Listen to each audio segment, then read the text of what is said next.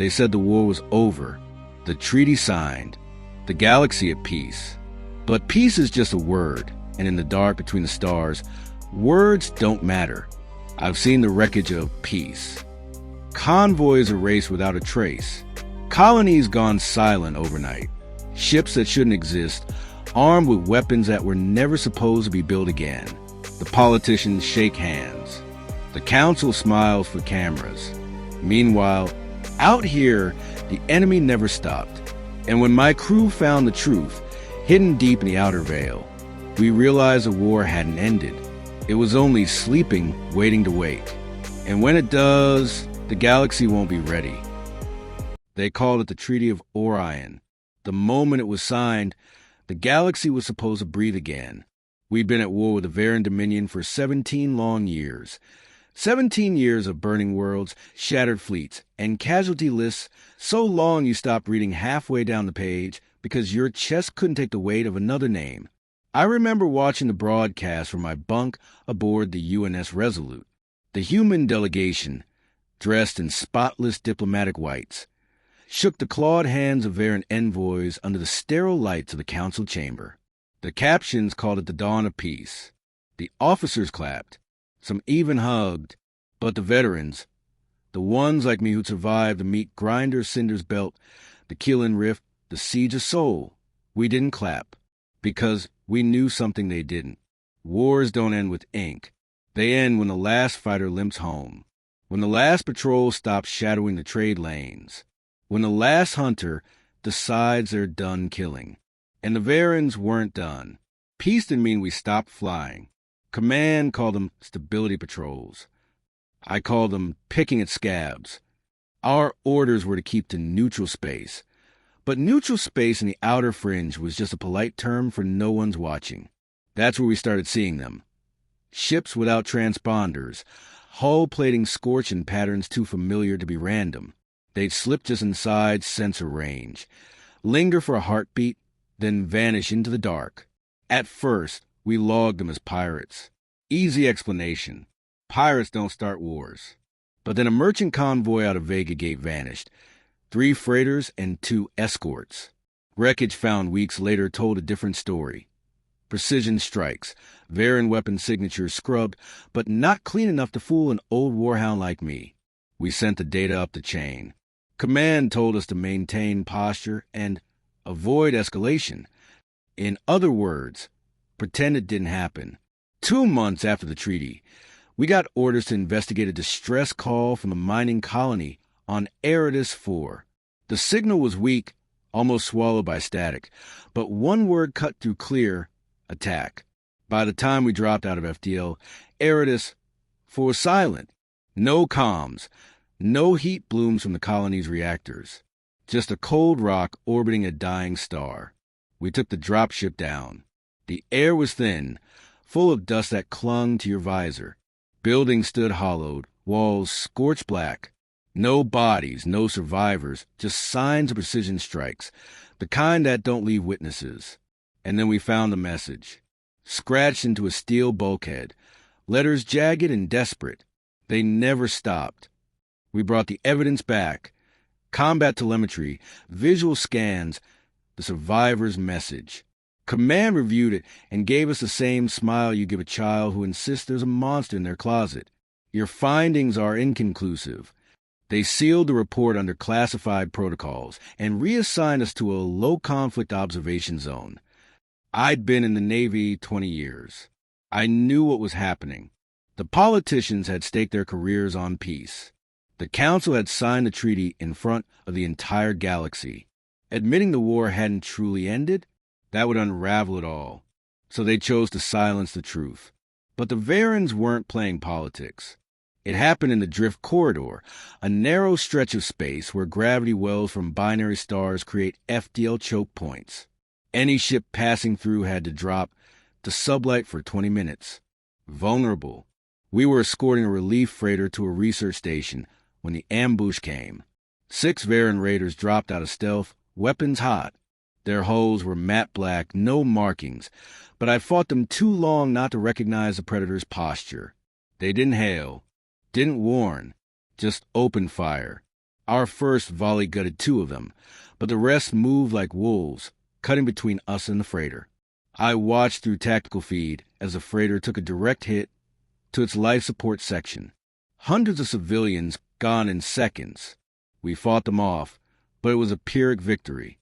When the last raider broke away, limping into the drift's shadow, my ship's decks were slick with coolant and blood. Command called it an isolated pirate incident. My crew called it what it was, a continuation of the war.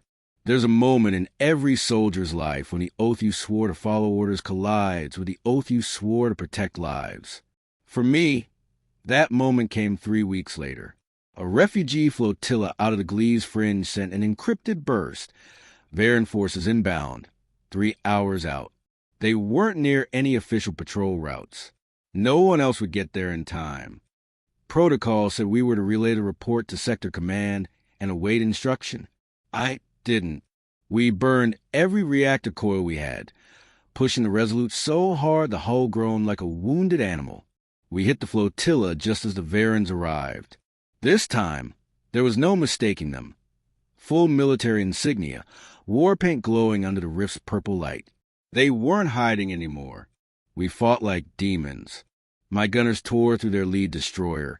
My helmsmen danced us through missile swarms that should have ended us 10 times over. The Veyrans broke, retreating into the rift's nebula where sensors were blind.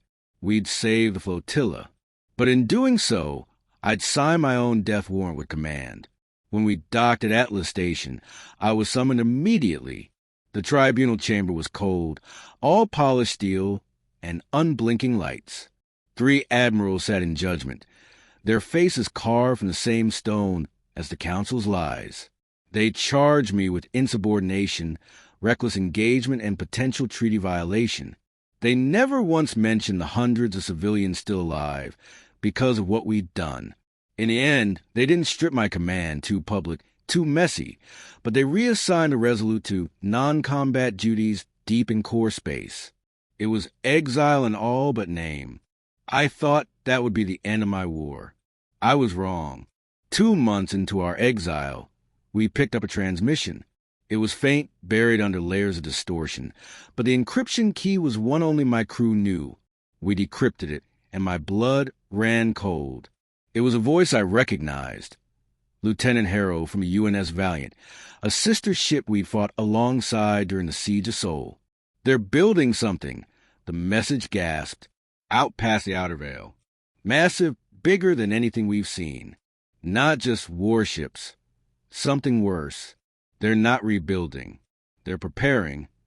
The transmission cut off in static, and a single coordinate ping. Outer veil. Deep black. I gathered my crew in the ready room. We were no longer on the front lines, no longer bound by patrol routes or political theater. And yet every face around that table was the same, scarred, tired, but still burning with the same fire that had carried us through 17 years of hell. We knew what Command would say if we reported it, so we didn't report it. We plotted a course for the outer veil. No flight plan filed. No beacon left behind. Just one ship, slipping into the dark on a trail that smelled of war. The veil was like nothing I'd ever seen. Nebula clouds twisting in impossible shapes, gravitational tides that made our hull groan. And there, hidden in the swirling gas, we saw it.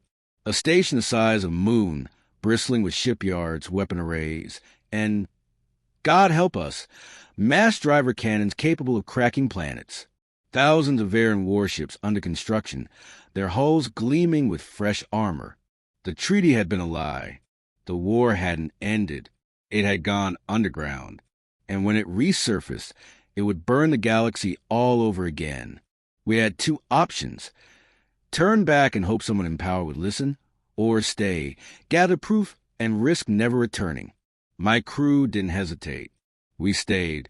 For 3 days, we drifted in the veil's shadows, recording every ship, every weapons test, every transmission. The scale was staggering. This wasn't a remnant fleet. It was an armada being forged in secret, ready to strike the moment the galaxy let its guard down. On the 4th day, they spotted us. The veil erupted into chaos. Veyran interceptors, screaming out of the shipyards, missiles streaking through clouds of ionized gas. We ran, every reactor screaming, weaving through gravitational eddies that threatened to tear us apart. One lucky hit took out our port engines. The Resolute shuddered, alarms blaring, but we kept going. We broke free of the veil with half our systems burning. The enemy still on our tail. Our only hope was the drift corridor. If we made it, the gravity wells might scatter them long enough for us to vanish. We hit the drift at full burn. Behind us, the Veyran ships hesitated just long enough for us to slip into FTL. We were alive. Barely. Before our systems gave out, we sent everything, data, scans, recordings, through every comm channel we had. Not just a command, but to every independent network, every free station, every pirate lord with a transmitter.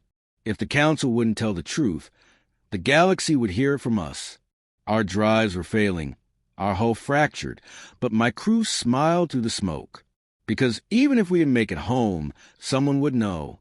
Someone would prepare.